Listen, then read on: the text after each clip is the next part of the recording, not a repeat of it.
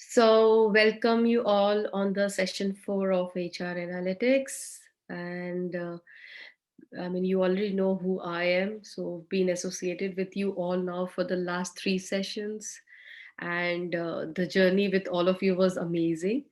Um, yes, I'm sure if you want to follow me on the social media, you can do it with the Prisma Philosophy or by Anubhav Alia. So we'll have then again the tips and hygiene. Definitely, we will use some set of polling, some group activities, and chat activities. Right? Okay, so I'll come straight to the point. So in the session 1, we talked about the overview of HR. We also focused on the different element of the HR people and the workforce. What exactly is that, and the benefits of HR analytics, including the history and its importance and challenges in the corporate world. We talked about in session 2 the various tools that we can use and what are the various career options which are available for the professionals, and what are the various analytics domain that we need to emphasize on. Last session, we talked about onto the training and development matrices, which is focusing on the LND, that is LMS and LRS, focusing on the management system and recording system. And I also told you about the top 10 methods that you can use into the training. See, one is that knowing, and second is applying. So, my suggestion is that whatever learning that you all are having, kindly apply. So, I don't say that apply all 100%. Even if you will do 10% of it, trust me, you will go a long way, because that's how the learnings takes place. We talked about how we can use the data for training improvisation and what are the various innovative way to measure the training effectiveness, right? So in the today's session, which is like on the recruitment matrix, which we are going to focus on the measuring approach, the types of recruitment metrics, and the most frequent use metrics which is there, and way to benchmark, right? So before I initiate, what I'm going to do is I'm sharing one site again to all of you. I'm putting in the chat box. Now this is for your next session, right? The way we did it in the last class. So I'm going to talk about that in some time, but this link is for the next class. I am putting it into the chat box. Here it is, right? So what even you can do is you can go to anubhavalia.wordpress.com, or you can also put it on a screen. I mean, or you can capture it in your camera. So go to the anubhavalia.wordpress.com, and on the search, just write staffing data analytics, right? And that we are going to talk in the next class so that we can save time. Okay, so this is for the next class. I have already given it to you all in the chat box. You can click it into your link and save it. And next class is on Saturday, 4 p.m. And we would appreciate that if you read and come for that. Okay, so let's start with the last session, prismaphilosophy.wordpress.com. I gave you various HR matrix formulas. So I'm going to re-sharing my screen again, and just confirm me who all have read it and who didn't read it. Yes.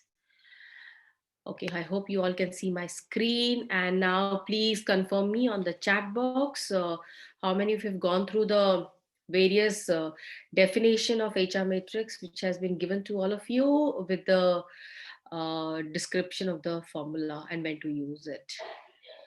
Kindly confirm me, please, if you have read it or if you have not read it.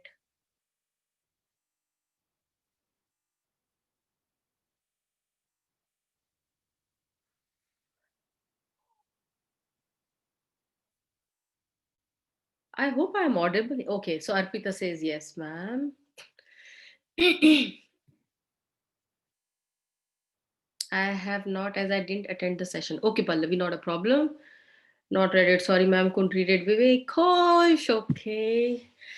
I could not read Ajay Kumar. Thank you so much. See, the best part is you all tell me, ki, ma'am, you give us in starting so that we save our time, and then That's a challenge which happens. Okay, so I'm going to put it in a very simple manner then, right? I'm going to give this link again to all of you. Okay, so those who were not there, this is your first session, Yogesh ji. All right, no problem. Okay, I'm resharing this to all of you. Um, Kindly please, they are very important links, and my suggestion is please read it. It will be really beneficial for all of you. So I mean, you can refer them in future also when you are in the corporate world and you are going to implement it. But I think let's start with this. Okay, so I'm resharing my screen again with the formula. So let's start with this, and I'm going to give you the gist and snippet again about the today's what we have planned and have an agenda on, right? Okay, so before we start, the measuring approach, is focusing on the four element, which is your efficiency, your effectiveness, the sourcing and marketing, and business impact. Okay. Now, before I start, I want to know from any one of you, what is the difference between efficiency and effectiveness before I proceed? Difference between, efficiency and effectiveness. Anyone? So, Anubha, Pallavi this side. So, Yes, if we talk about efficiency, efficiency is something which is known as an output, right? So, which can be quantified. So, a person he is able to work for 8 hours and his efficiency is XYZ, which is the result, right? But effectiveness is when you are able to attach the purpose behind doing some work.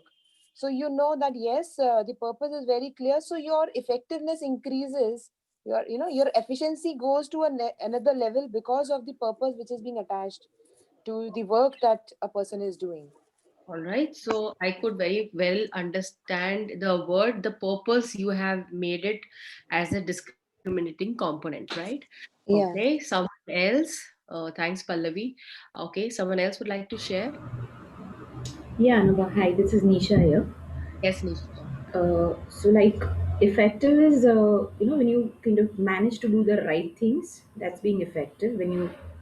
And efficiency is like doing a thing rightly, like Hmm. in an, yeah. So, this is this Very is nice. different. It's a Yeah, very generalized, very simple yeah, way which yeah. you have said beautifully. So, if efficient is the things are right versus when we compare the input and output, and effectiveness is the right things that we do, right? So, that's a great thought. So, I think let's try and understand here. Definitely that. Whenever we are talking about pursuing of appropriate goal, right, that is doing right things, has a lot of impact on the resources which are available, that is doing things right. Okay, so what the corporate world says and talks about very strongly is that we need to pursue the right goal and we have to be efficient. So very simply to put it across, I can see someone has mentioned in the chat box also something. Efficiency is doing the right things fast and optimal. Effective is choosing it the right way. Fantastic. Very good. So it's like there are four types of people, and the four in a very simple manner, people can be ineffective and inefficient. That means they are pursuing the wrong goal or the wrong purpose, and they're not producing enough, right? That is where both inefficient and ineffective are there. When the people are ineffective but efficient, that means again they have a wrong goal, but they are using some set of resources. Okay, then there are people who are not efficient but effective. Now they know the goals, they really know the goals, but they make the cost very high component probably. So what they look at is both efficient and effective. That is right. Goals are also there. You're working on ROI, you're working on cost efficient, and so on. So, as I'm a quality professional, I'll put it in a very simple example. Suppose I make this shrug. Okay, so this is a small size shrug I'm wearing. Now, for an example, I have a participant name. Okay, Alicia. Alicia is a manufacturer. I go to Alicia and tell her I am looking for a small size shrug of black color, 100 quantity. All right. And I want it in 24 hours. So if Alicia is able to give me 100 shirts of small size in 24 hours in black color, she is efficient. Now, how she will be effective? So effectiveness is that the size what she has given me, the color she has given me, she is able to give me in lesser time, let's say in 20 hours. Additional is she has made some kind of packing which is interesting for me, and the satisfaction goes up. So that is how the effectiveness starts coming in. So something when you do beyond, everybody can be efficient. Efficient people get salary in their life. Now we are talking about in a recruitment world, we are talking about in a performance world. So efficient people get salary. We are not looking for efficient people, we all are efficient. We want effective people, because till the time the clarity is not there, right? So this is where I wanted to emphasize here too with all of you, is because the recruitment also works on the four parameters: efficiency, effectiveness, sourcing, marketing, and business impact. Now, when I talk about efficiency, not let as I'm talking the example of recruitment, and today is the session on recruitment. So there are many metrics which needs to be considered in assessing the recruitment program, right? It could be on the attracting, it could be on the shortlisting, it could be on the selecting or appointing the suitable candidate for the job. Either they could be permanent or temporary. So, efficiency, the moment we talk about, it will talk on the time to fill, time to promise, hiring process, oblique workflow, or else you can say recruitment workload. Effectiveness will talk about the cost per hire, cost per quality candidate, candidate's qualification, hiring manager satisfaction. These are all effectiveness element. When I talk about the sourcing and marketing, sourcing and marketing will talk about hire and candidates by the various sources that we use. Could be through social media, that is in LinkedIn, or could be through an advertisement, or the internal source, OJP, that we call it, open job posting, right? Or for that matter, career sites. So the career sites traffic like Glassdoor, Michael Page, right? Indeed. So these are the one for the sourcing and marketing. Sometimes in this the promotion also gets considered. Then we have business impact. Business impact will talk about the candidate's performance, that is the hiring manager satisfaction, the productivity, the retention. So that is where it will focus on. So these core metrics are the core foundation of the recruitment program. Now each has a variation. Now for an example, time can be measured as the amount of time for a candidate to start to accept the offer, correct? And how long it takes to fill a particular position, and the time the position has been accepted, offer to start date, and so on will go on. So if your metrics program is new, you need to keep things very simple in your corporate world, in your profession, in your role, in your job. The only important metrics are those that are actually the stakeholders care about. You have to be very clear what exactly your seniors are looking at, and you should be able to document that, and you should be able to give business value. Okay, so that is how the things of measuring approach and entire things comes up. So what are those measuring approaches? Hmm? These are the types of recruiting metrics on the screen that you can see. Time. So what I have done is, this is for all of you. This is what there in the site of, the link that I have already given to you. You will see it will be much easier. So I have made it very comfortable for all of you, related to on the 4 parameters. First one is time. Time talks about time to source, time to process, time to interview and assess, offer time, hiring time, time to start the job. It is the time element of the matrix. Second one is the cost per hire, recruitment cost ratio, recruiting efficiency ratio is the another one. Then we have sourcing analysis by source, that is number of submits that we have, cost per lead, ratio submits to hire, number of hires, cost per hire, diversity contribution. Okay, I'll give you one very good example of sourcing analysis. In fact, what I will do is I'll give you this example, and I would expect, I will tell you, Arpita to remind me of an example of diversity contribution of ICICI Bank. I'm going to share that example with all of you, but in some time. Then pipeline quality ratio, that is total resumes versus candidates versus interviews versus offers versus number of closes that we have, right? Also have the candidate quality, that is resume versus job requirement, pre-hire job performance versus actual job performance. It could be based on the quarter basis, 6 monthly, yearly basis, so a lot of time we distribute on the monthly basis. Then we have satisfaction, which is like hiring manager checking the job performance, fitment, candidates onboarding on 3 months, on 6 months. What is the first year turnover? And let me tell you, first year turnover, analysis is one of the very prime analysis used by HR analytics professionals. ROI works on the lower CPH, cost per hiring, recruitment cost ratio, saving from reduced time to start, contingent staff saving, and reduced vacancy cost.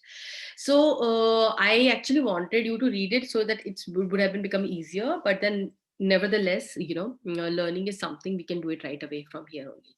So what we are going to do is, I'm going to put you all in a breakout rooms, and I would request all of you, please take out your mobile phone and click this. Okay, please take out the mobile phone. The parameters are time, cost, sourcing analysis, pipeline, candidates quality, satisfaction, and ROI. So you know that I'm going to talk about this. So I'm going to put you guys in a 3 breakouts room, and you discuss among yourself. For an example, let's say if someone is working with Tatas, right? I mean, all of you are working in some of the great organization. So in your organization, which one is going on, or which one can be applied? If it's not going on, which one can be applied, right? You discuss that, and then I'm going to give you all 10 minutes for it, and then you have to come back and then share that I think this is what is going on in my company, or none of them is going on in my company, and I plan to implement this in my company. Whatever understanding you have from the words, I'm not going to tell you what exactly the meaning to it. We all understand, we all are, here. So the one which you can easily understand, we'll take it from there. Is it understood? The clarity is clear by everyone? So 3 things I want. One is which of the parameter is actually going on in your organization, or none of them is going on in your organization. A third one is, if you wish to implement, which one are you planning to implement? Are we good for the 3? I want the consent, please. Yes, yes. Thank you. Okay, so I'm putting you all in a breakout room for 10 minutes. I have a 3 breakouts room. It will be getting assigned automatically. Rooms are open. I request you to please join the rooms.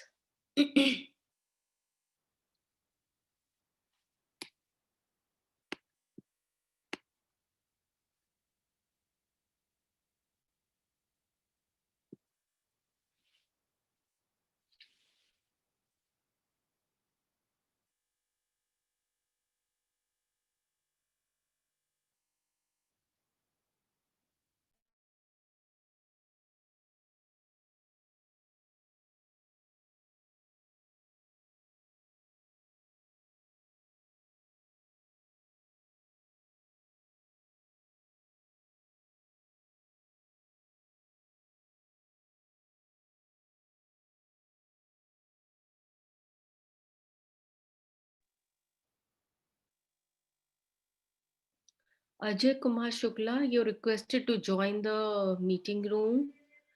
Your room number is 3. It's not getting connected. I'm clicking the join sign, but it is not taking me there. It's not taking you there. Yeah, it's not working. The join button is not working for me. Actually, might be some For issue. your acha. Then what you can do is, Ajay, you can please look into the screen Yeah. and just work by yourself, right? And then we'll Okay. connect in 10 minutes. Sure. That shall be. Sure. Right. Sure. Alicia, were you able to join? You're in room 3.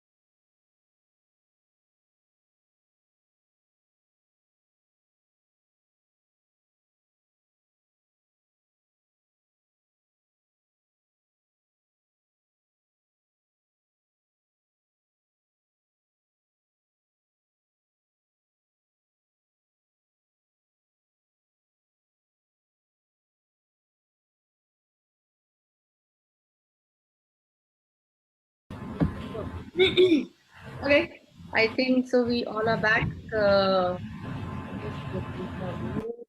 Again, there's a mute. Yes, thank you. Okay, so who's like to initiate? Which group will go first?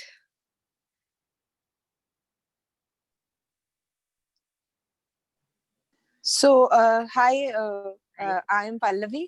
So, I don't know which group I'm going to represent because the number or the name I did not remember.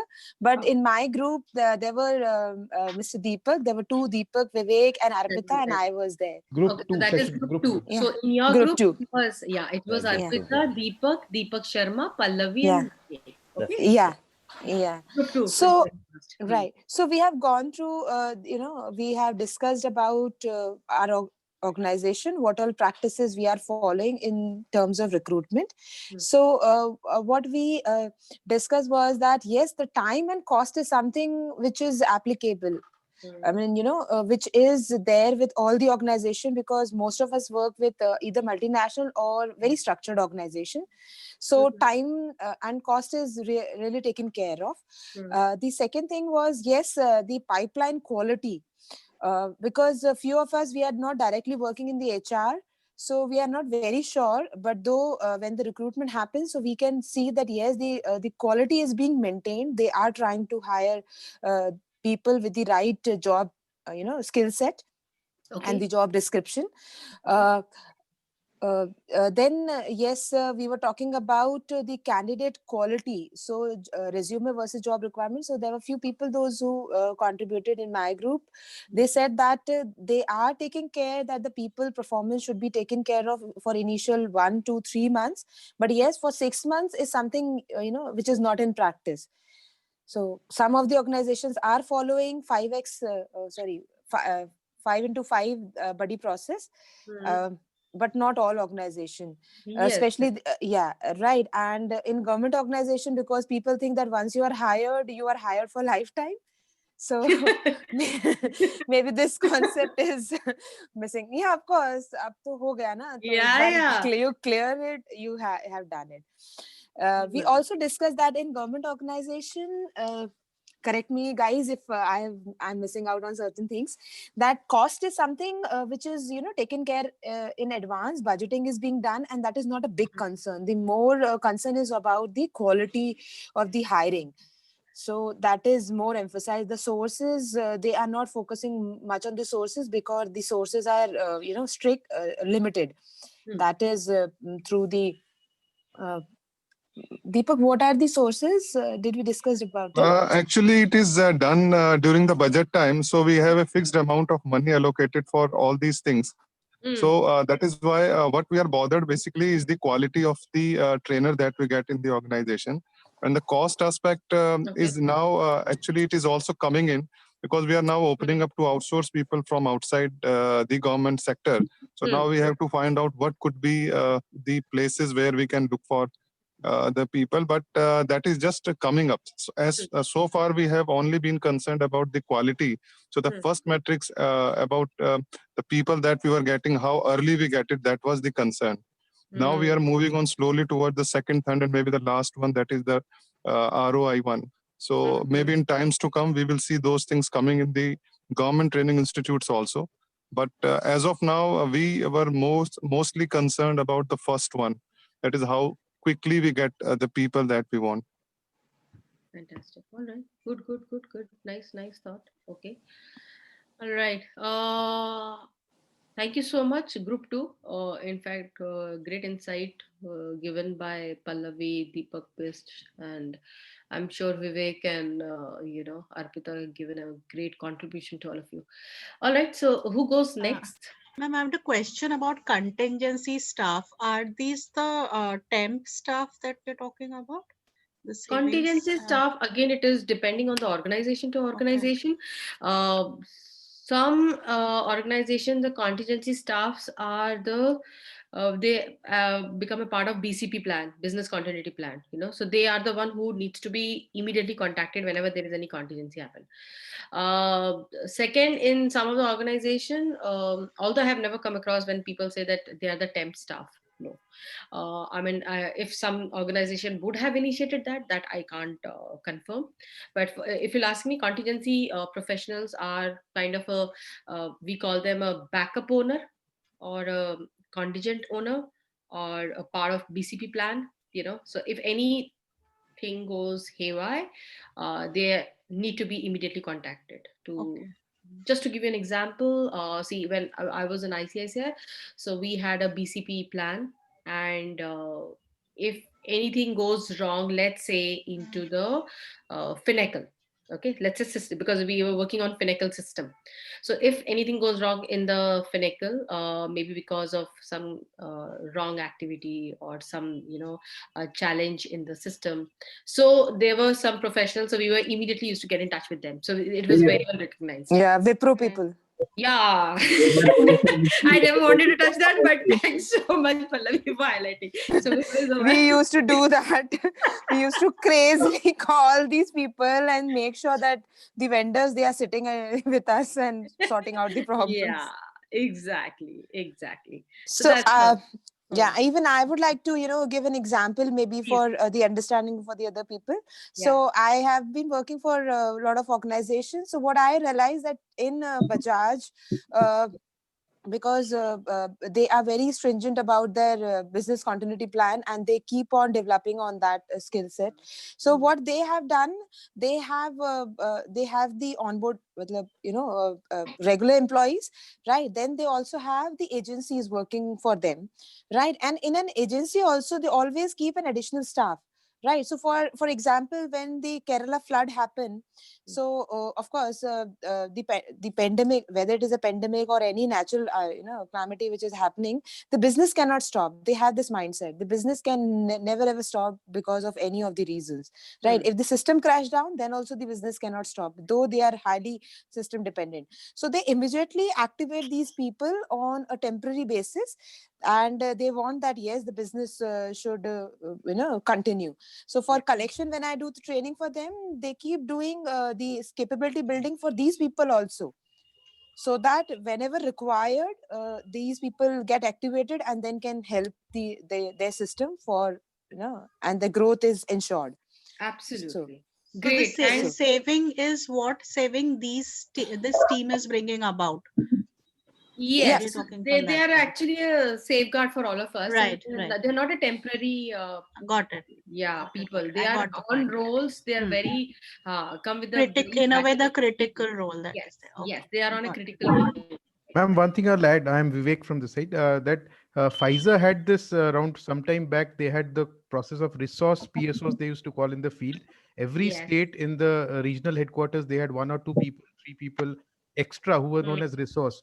They were given the similar training. Everything was same, but they were working in these regional headquarters, state capitals. Whenever some emergency vacancy arose in that region, so these people were immediately placed. So that you have absolutely trained people who are there who can directly go and join. So this was there, but now it has been discontinued because of cost.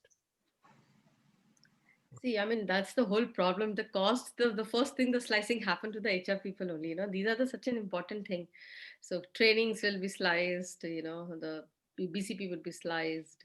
Critical roles will be sliced. So can't help it. I am an example. Actually, I worked for Pfizer, and then the entire training, that team which was there in the field and in the regional centers was removed. I know that. Yes. So now they have only 2 or 3 people in training in head office, and the rest everything gets outsourced. I can imagine it. Nevertheless, thanks so much, Vivek. All right, so let me hear from the group 1 or else group 3. Yes, so group 1 is Neelam, Nisha, Rajul, Sonali, and Yogendra. Yeah, Anubha, actually, all of us in our team, we are not from HR, like we are all freelancers or from a different background. So we created a dummy. You guys can actually come up with a lot of examples. Yeah, so we created a kind of a dummy situation wherein like we have nothing happening in our organization, and we kind of picked your question as to what is a metric which you would like to be having. So we, Neelam, is that okay? Can we continue, Neelam? Yeah. Okay. Yeah, please go ahead. Okay. So we selected time, ROI, and candidate quality. Time, because it's very important. It's kind of for the whole recruiting process. It decides how effective your recruiting process is. So we said time is important. And then of course the candidate quality, which kind of decides, like, you're not wasting time on the wrong candidate. And of course the candidate quality is going to be linked with the satisfaction part of it, because the hiring manager, how satisfied is he with his the candidate which he has picked up, is of course going to be deciding how effective these people prove down the line. Hmm. And then we thought about ROI, like from the major stakeholder point of view, Hmm. thinking that of course in this whole recruiting success story, cost per hire is going to be very important, and of course we are going to be looking into it. Yes. So we just highlighted, and we felt these three were very important. Of course, all are important, but we thought, okay, we are going to be going for these three. So we tried our best. I don't know, it was like very difficult for us though. Yes. No, but that's nice. At least I know. See, I mean, here, if those who are freelancers, coaches, or facilitators, or a business consultant, my suggestion would be, from this session, you can pick up the things, and actually put it in a platter for your clients and tell them that how different way they can use the analytics and what benefit that they can get out of it. That is the key role, and your roles are really, really crucial and important. So indeed, people those who are in the already job, uh, they have to manage the stakeholders. Your people those who are into the freelancing mode or entrepreneur, you all have to manage the direct clients. So great, thank you so much. In fact, Nisha, a nice insight on the three element which you shared. Let me move to the group three: Ajay, Alisha, Mani, Neha, and Paul. and Yogesh. I'm sorry, I So didn't see the name Yogesh. Yes, yes, my mistake. thank you. Yes, Yogesh, sir. Yeah. So thank you. So I was only the one from the HR background, and the rest of my teammates, Alish, were from the other backgrounds like payroll or the consultancy or the other backgrounds. So what we discussed or what we found was something that which none of them were being used primarily in our organizations, any Mm, of our organizations. mm, But which one we will be using is the time and cost. Or in my organization, primarily we talk about time and cost, but not as big formula or a number that we talk mm, about. So we discussed about using which is being used is time and cost and sourcing analysis, or and the return on investment mm, is something which is going on, which we mm, are using, and which one we are not using is obviously the satisfaction ratio, mm, return on investment, and candidate quality, mm. because there is no analysis on done. Though it is just the verbal front, but if you say what is the percentage, those are not really in the percentage format that Okay. we were using, Mm, and which uh, so so which which we would like to use is obviously uh, the satisfaction index or the ROI quality, candidate quality, because that would give us a holistic view about the entire recruitment process. correct. Uh, so that is what we are taking from this. Okay. All right. Nice. So great thought. Thanks, Yogesh ji. I just now would like to understand people, those who are not from part of HR, right? Even though you might be a part of middle management or upper middle management, or let's say for that matter, senior management. Um, Anyone either from the marketing or from the production or from the sales or any other division or department, if you would like to share your thought, which one you felt is you should be applying in your organization, anyone? Yeah, Anubha, hi. I'm Great, great. Neelam. I'm basically in operations in DHL. Okay. But what I feel is like I feel satisfaction is extremely important because in some of the departments the attrition rate is really high as compared to the others. Hmm.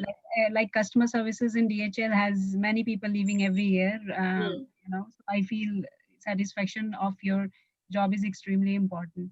Hmm. Although of course, like Pallavi had said, we are mostly working in these good, very global MNCs and all that companies, so they follow all of these parameters.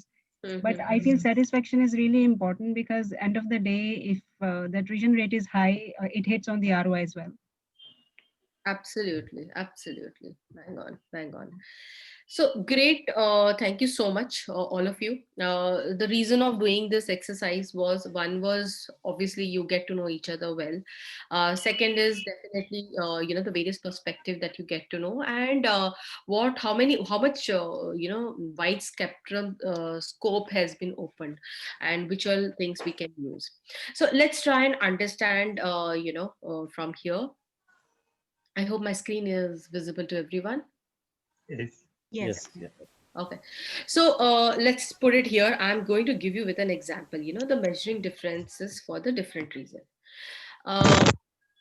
आदर्श दिया All right. Thank you so much. Okay. So I want to know, if you look at my screen, there are two recruiters. Okay. There is a recruiter A and there is a recruiter B. So I have given you the description for recruiting cost ratio and the cost per hire. If I have to ask you, in recruiter, when the recruiter A is there, who's hiring 15 engineers, paying a salary of $750, $750,000, $66,000 in a recruiting cost. And when I talk about recruiter B, he is hiring 7 senior managers, which cost $980K of total salaries, with the recruiting cost of $84,000. Okay, I have given you the calculation also, the CPH, which is $4,400, and for recruiter B it is 12,000, and recruiting cost ratio is 8.8 versus 8.6.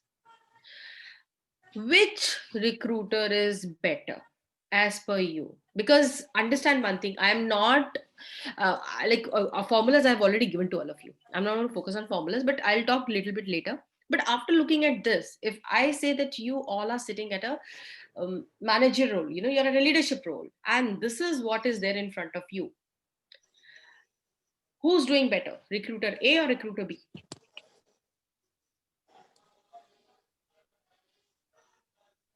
Recruiter A.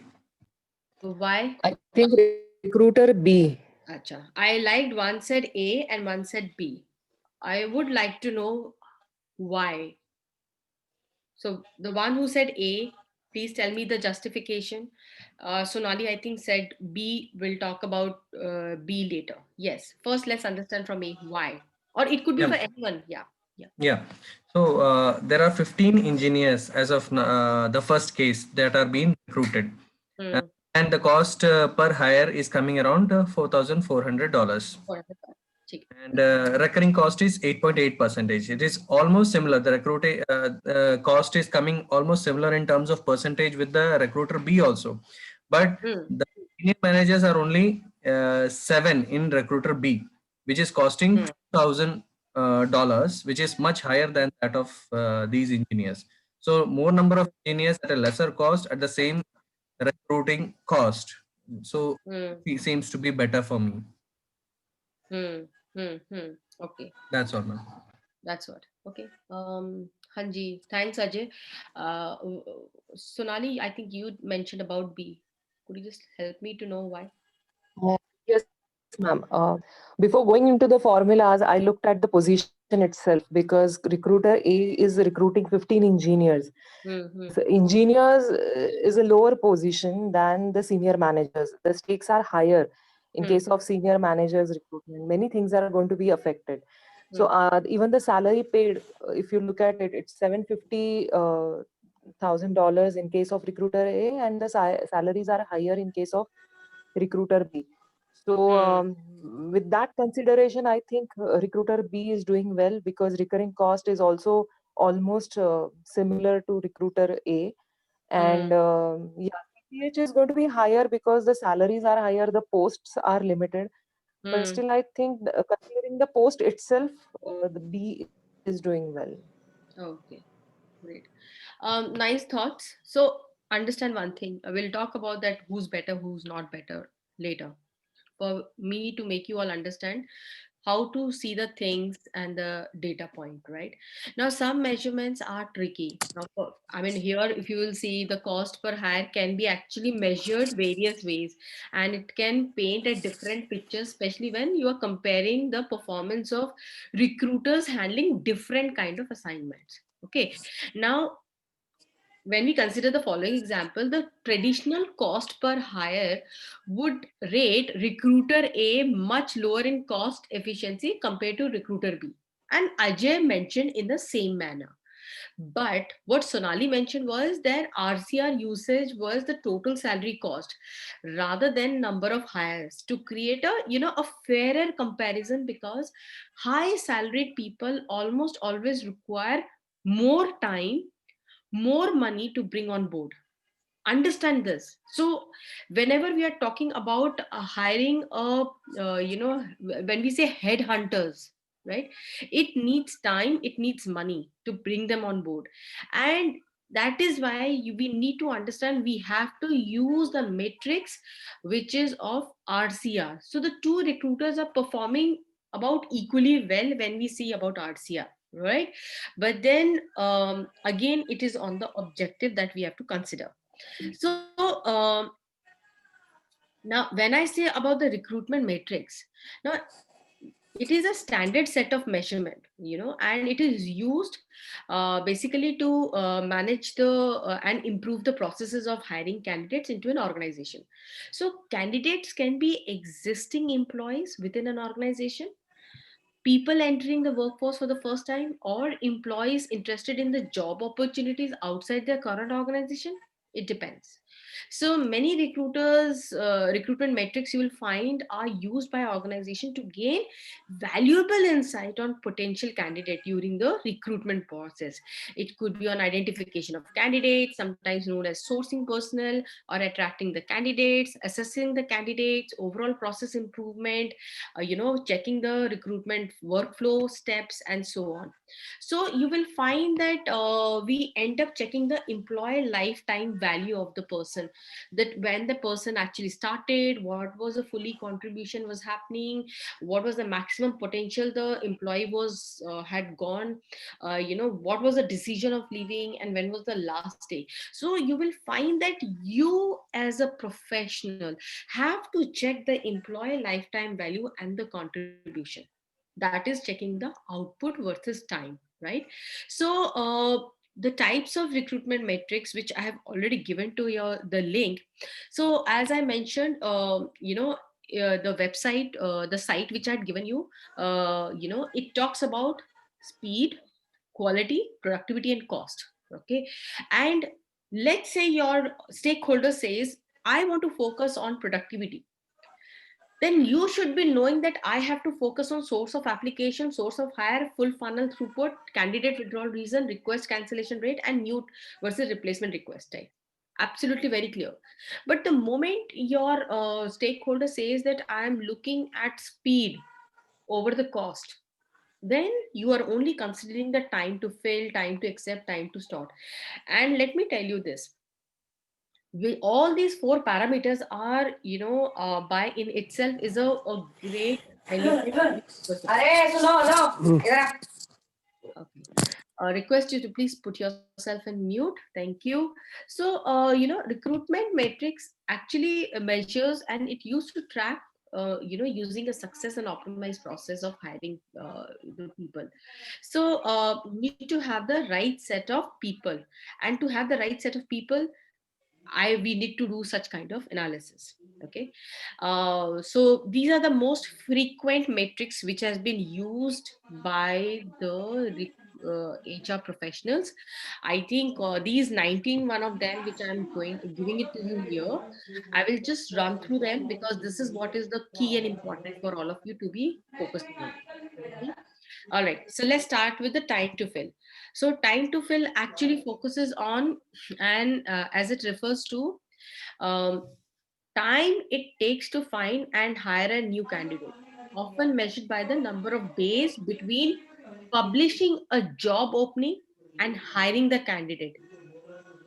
Okay, so time to fill is influenced by the supply and demand ratio for specific job, as well as the speed at which recruitment department operates. One second, guys. Let me just someone's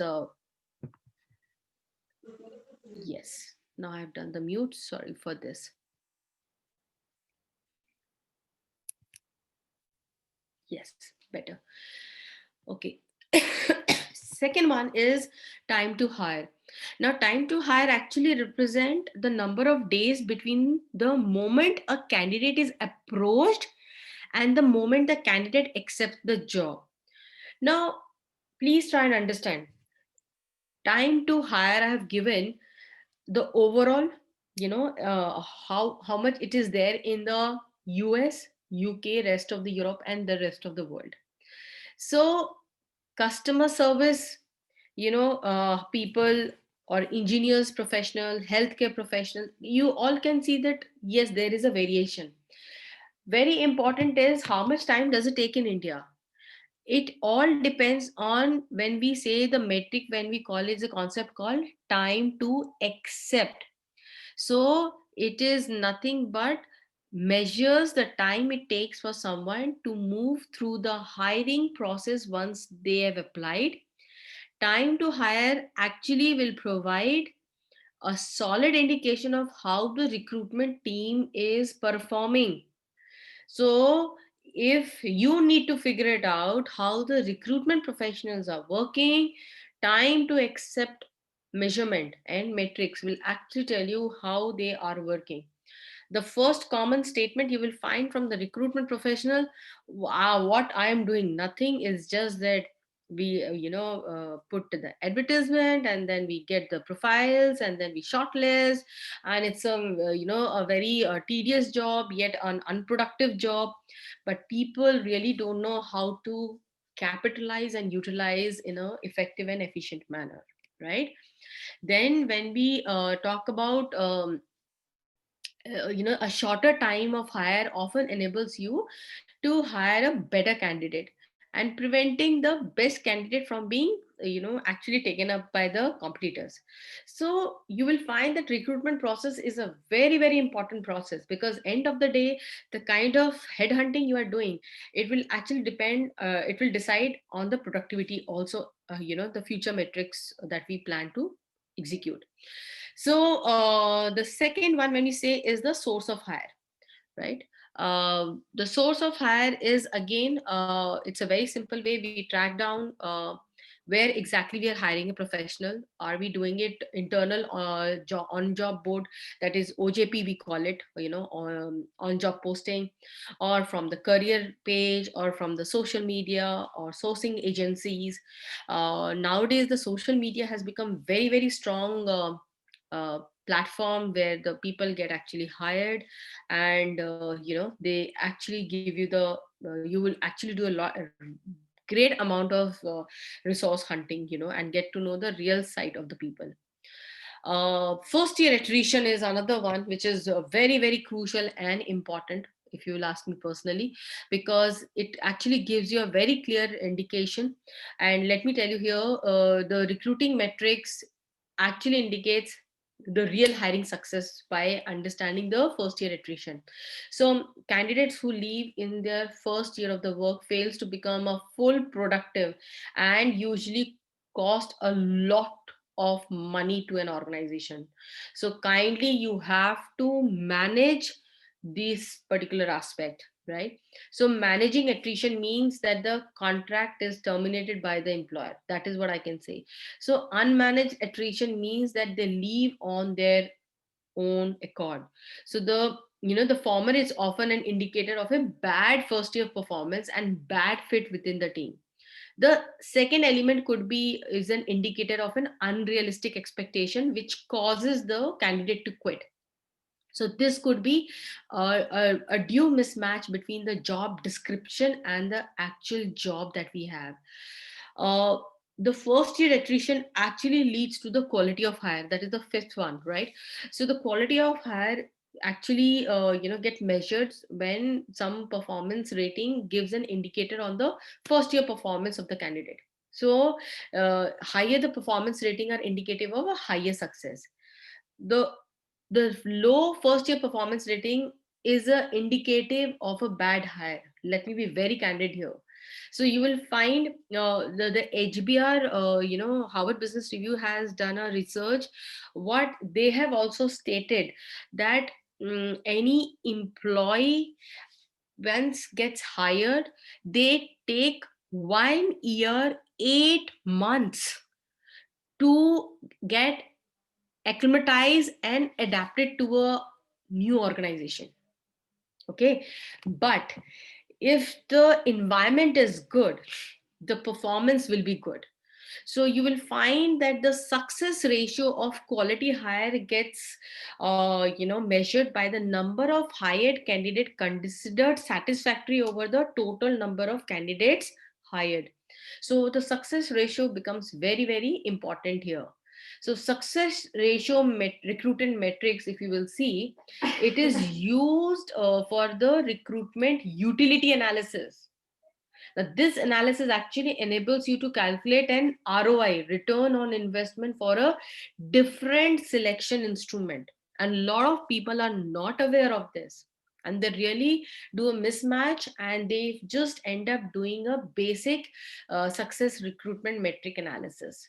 Right.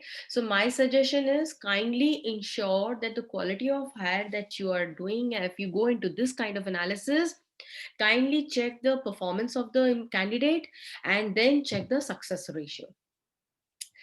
Then we have hiring manager satisfaction. So I could sense that almost like all the especially the group one, when they said and talked about that, yes, I think for us the satisfaction ratio is very crucial and important, no doubt about it. So the hiring manager satisfaction, I know it's a very important recruitment metrics, which is an indicative of a successful recruitment metrics. So you get to know that how much satisfaction or successful hiring we had. Based on the hiring manager satisfaction, we check the candidate job satisfaction. It is a beautiful way to track down what was expected during the recruitment procedure and versus the what was the real reality. I still remember my experience of recruitment with, when I joined Moody's and when I joined ICICI and when I joined Honeywell. All three of had a different, experience. But if you will ask, so if anybody will ask me, okay, Anubha, can you just tell me uh, which experience was the best? I would say ICICI was the best, because the kind of experience when they gave me, and within 6 months I was able to give a very new kind of dashboard to the organization, and it was very well appreciated by the senior management. So because my experience of hiring was so good, I actually started contributing in the first 6 months itself. So please try and understand the role of the HR professional is in a very different manner altogether. So in this we talk about the job satisfaction, comparing the job satisfaction highlight versus the job description. So the JD has to be understood pretty well, what is expected out of the potential candidate. Okay. Then we have another important aspect, that is we call it as a applicant per opening. Right. So applicant per opening, you will see, in a very simple manner, I'll put it in a way, work on the realistic job previews. Okay. So realistic job preview is a recruiting a tools used to communicate both good and the bad aspect of the job. So essentially it is used to provide a prospective employees a realistic view of what the job entails. Okay. So this measures a much like a job fit measure. So it is provided candidate with a richer description of the agency and the job. It could be on the work environment, duties, expectation, and actually to help them decide if they are good match, or how will they be benefited. So when do we use realistic job previews? for reducing the turnover. Now, it should be used as a candidate self-evaluation tool rather than a traditional selection device, what we used to call them as cognitive ability test, accomplishment record, and so on. We're not here to do that. We are wanting to check the realistic job reviews. Okay, so this is becomes the another important aspect. So we have a selection ratio is really clear on the number of hired candidates over the total number of candidates which are there. So we tend to compare and come up with the real aspect. Then we have a very important I would like to focus on the selection ratio, something called a job fit measure, because job fit measure will is a very important terminology jargon, I would say. JFM, we use it. Please don't get confused JFM with January, February, March, right? Because corporate world use JFM for the last quarter also. So job fit measure sometimes is referred as the organization fit, or a person organization fit, or even for that matter person environment fit. Or there is also a fourth which corporate world uses, fit check tool. Let me repeat all four of them again for you all: organization fit, person organization fit, person environment fit, and the fourth one is fit check tools. So they compare the applicant personality, interest, values, or organization culture preferences information to the characteristics of the job or of the organization.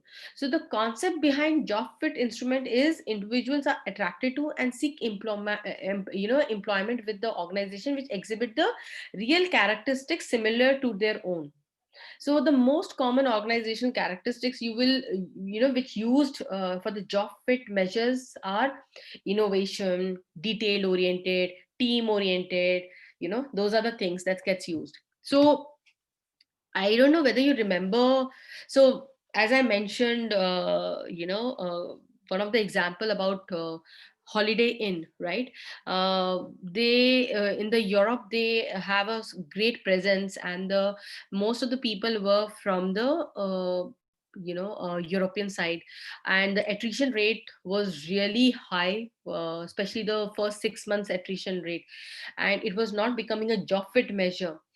You will be so surprised that they made a proper analysis, and they identified that mostly people from the Asian region were coming to stay in Holiday Inn, and the people that they were recruiting were European. So it was not fitting the real requirement of the customer. And then you'll be so surprised that once they did this analysis, they got to know, and then later they actually measured the job fit approach, got the Asians, and today the attrition has reduced drastically. So this is how the analytics plays very important role.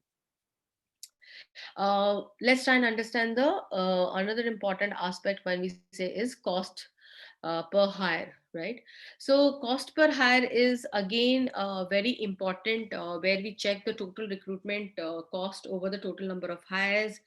And I've given you here the total recruitment cost comparing the external cost versus internal cost. So what we have done is, as per my experience, I observed that advertising cost is a good amount of cost, and thanks to now the social media presence, it has really gone down. And I remember we used to give the agency fee, and there used to be a induction cost, there used to be a recruitment and selection process, and then psychometric cost. So good amount of cost gets included, and then definitely internal costs like time spent by recruiters, by the managers, onboarding time, productivity loss, as well as internal costs, which are the other ones.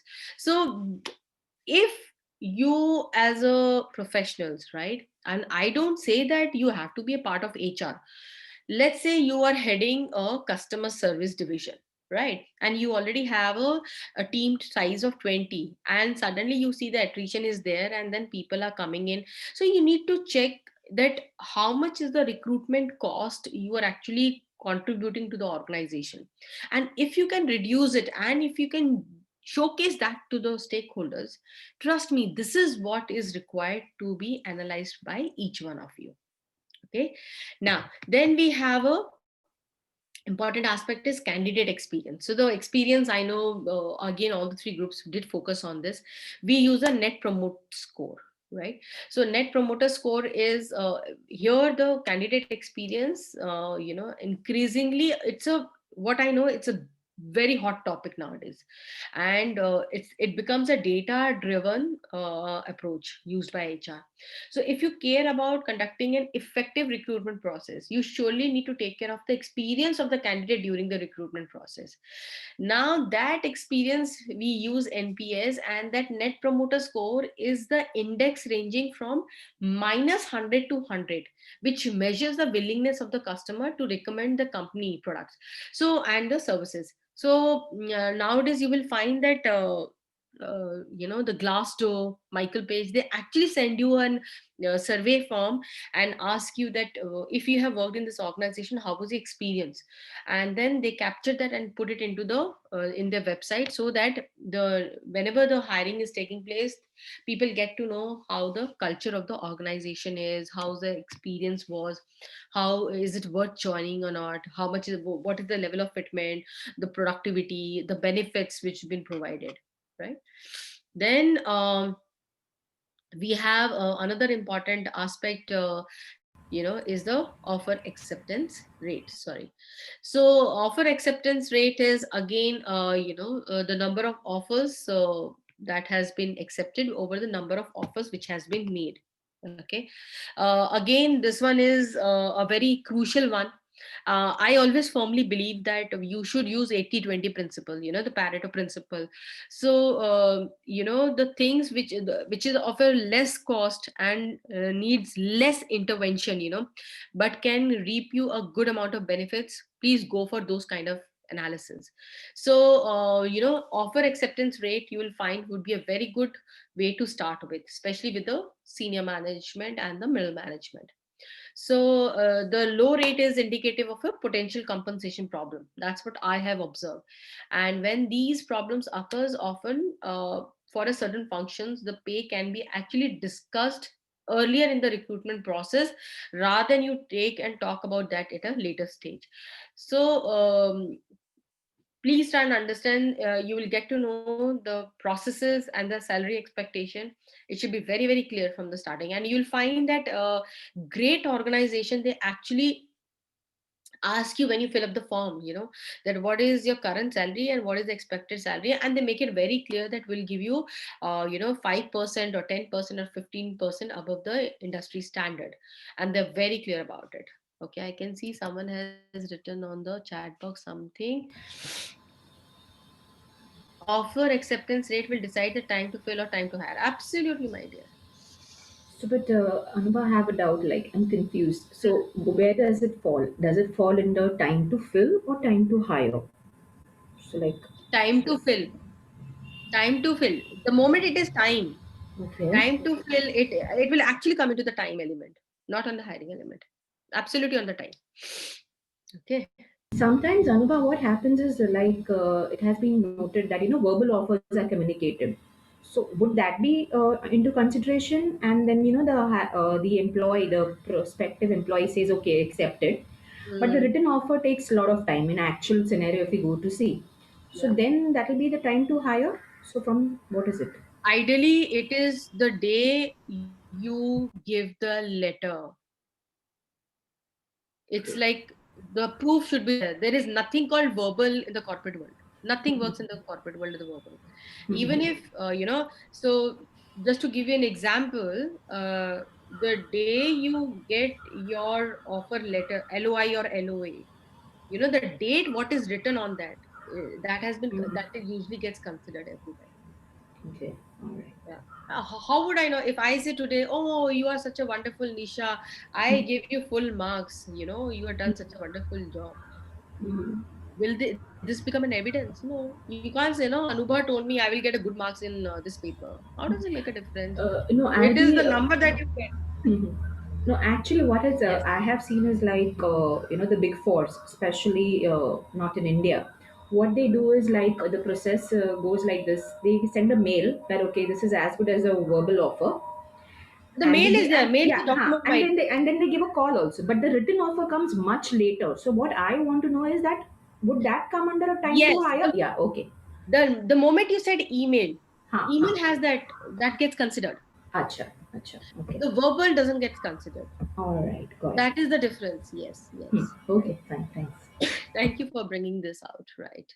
Okay. Let's understand. The percent of open position, total number of positions which are there over the total number of positions in the organization, how much it has been filled.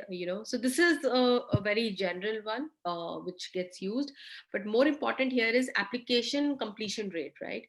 So application completion rate is it is especially interesting for the organization with the elaborate online recruitment system. If you have a lot of organizations, especially if you have to join a financial or the compliance or the audit kind of position, there is a lot of stringent processes there. So it starts from the candidate to the manually input their entire CV into the system before they can actually apply for the job. So there are dropouts in this process, which is an indicative problem, so we have to understand and use it accordingly. So you know this leads to the recruitment funnel effectiveness also, that how strong effectiveness is there. And the funnel which begins with the sourcing and ends with a signed contract, right? So measuring the effectiveness of all the different steps is a funnel which can actually be specified a yield ratio per step. Okay, so it's like this is my process 1, then process 2, then process 3. So process 2 divided by process 1, process 3 divided by process 2, and we get the yield ratio, and then we get the total yield ratio of the entire one. So we have to understand that and check the effectiveness. uh, we have then sourcing channel effectiveness. uh, uh, if you are using the social media, you can see that yes, how much was the acquisition, what was the behavior of the people, what was the new session, new user, what are the bounce rate. And luckily Google actually give you a very good analysis and analogy. So LinkedIn, Facebook, Twitter gets very strongly used now, and it has started getting used. So the sourcing channel effectiveness actually helps to measure the conversion per channel. So you can compare the percentage of the application with the percentage of impression of the position. So you can quickly judge the effectiveness of the different channel. So the Google Analytics actually will track down where the people who viewed the job opening on which website. You can actually, by setting a goals like the successful completion of an application form, so the conversion can be made much more accurate. 7 seconds, yeah, correct. Okay, I can see one chat is there. You asked me to remind me of ICSA diversity. Ha, thank you so much, Arpita. I was just wondering this. So, I wanted to share this with all of you is like, in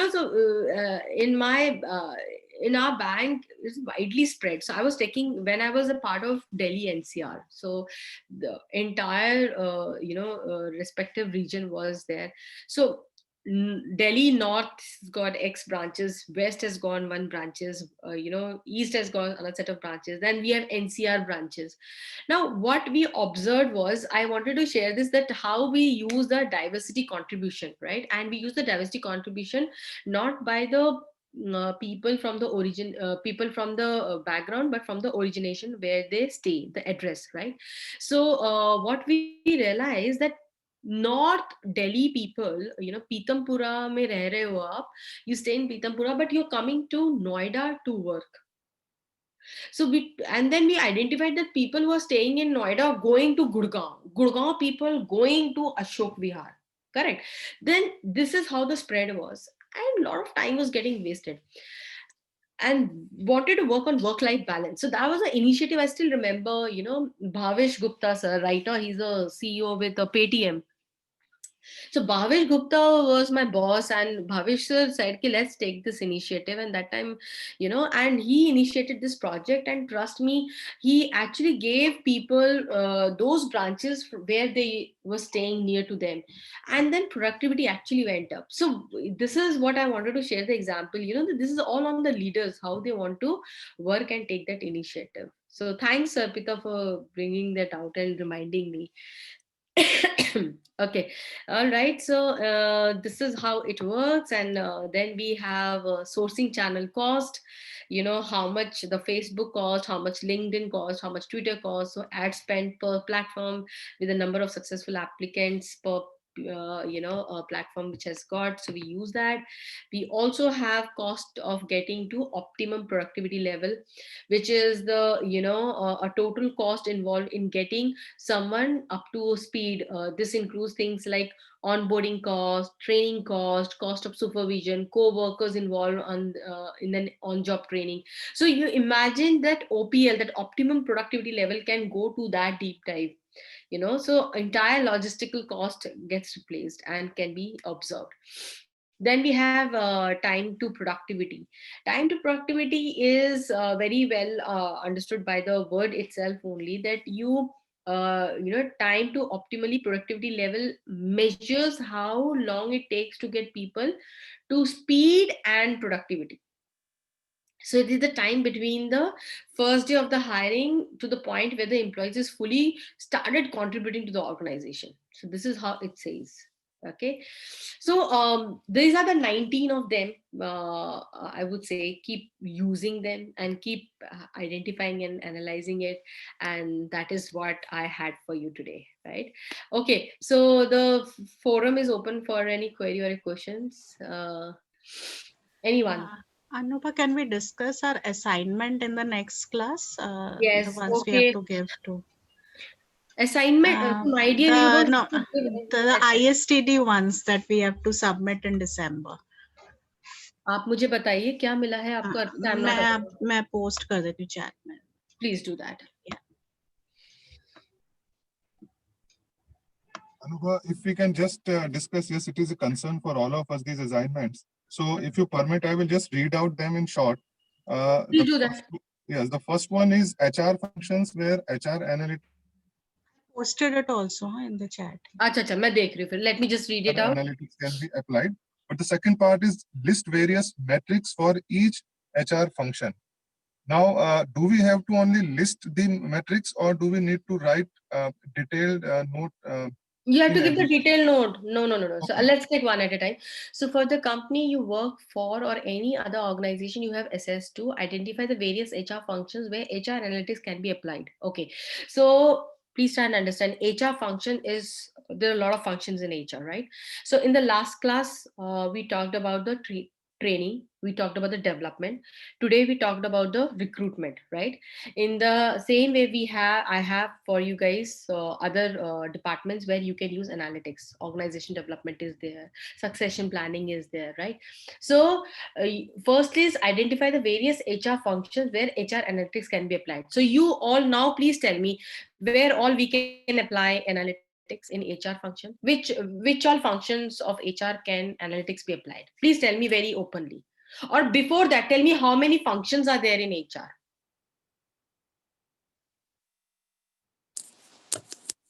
So broadly, they are categorized into three categories: the payroll function, the HR generalist function, then the L&D function. The fourth one is the IR, industrial relationship. Industrial. So this is a broader perspective.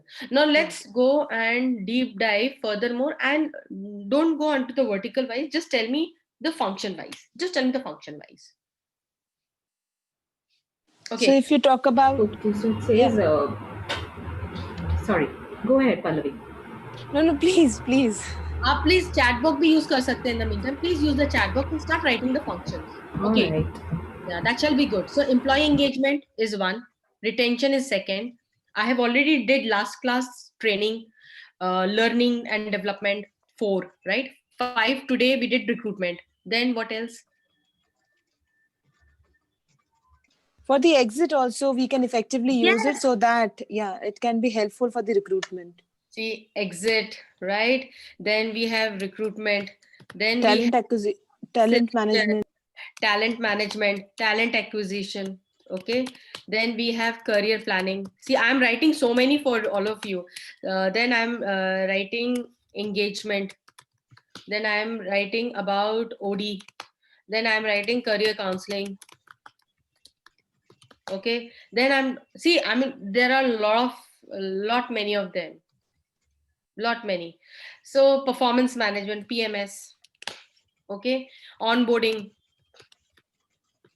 So there are various functions and every function can have analytics. I hope this is clear with everyone.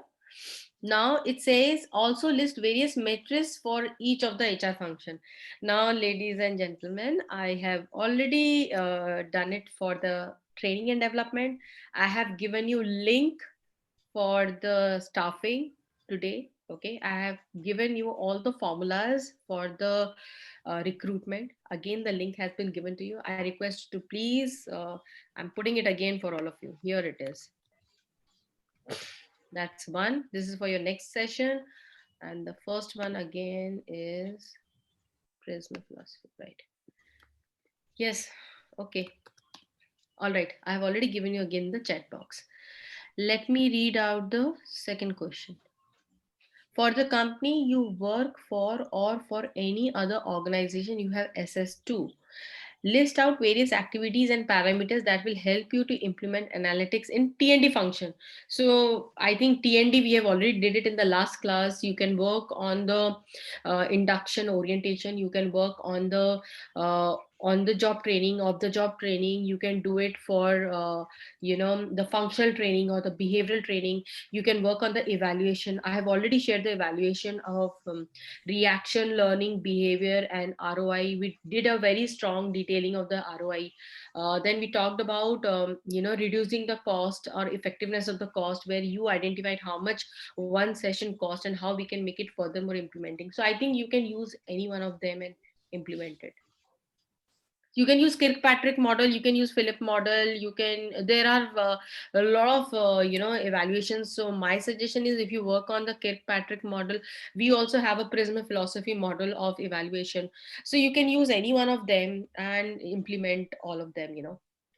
So ideally, should we also share formats being Ideally, used and yes, all, my because it's dear. around 2,000 words that Formats, definitely. So let's say, for an example, if you're working on reaction, you have one way of working on reaction. So work on that reaction. Some people use page as a concept, that is P is poor, average, good, excellent. Some people say 1, 2, 3, 4 on the Likert scale. It is all up to you.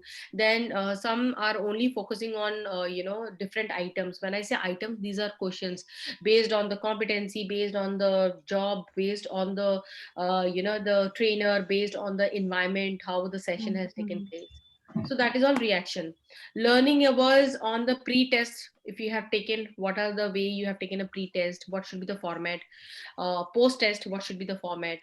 Then behavior will work on the competency framework. I have already talked about in the second class about the competency framework, right? So the various organizations have their own set of DNAs, own set of values, own set of competencies based on the roles, based on the jobs, and then identify that, and then training gets imparted based on that, and then you evaluate. You can either use 90-degree, you can use 360-degree, or you can use 180-degree of evaluation. Absolutely up to you. So whichever one you want to put it across. Then definitely ROI, so you work on the opportunity cost, opportunity loss, other expenses that you had, and then what are the gain the person will contribute in the future. Is it good? Yes. Any other query, question?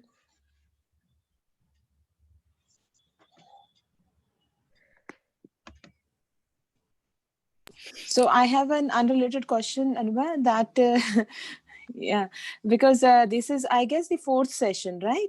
Yes. And so are these sessions uploaded on the YouTube? Because I have missed 2 of these sessions. So are they getting updated? Yeah. I'll ask ISTD. Arun sir, I would request to please share the link.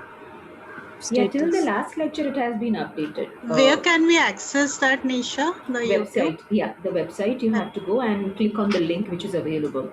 So till the last class, it's all updated. So from today Thank you onwards, so much. yeah, we are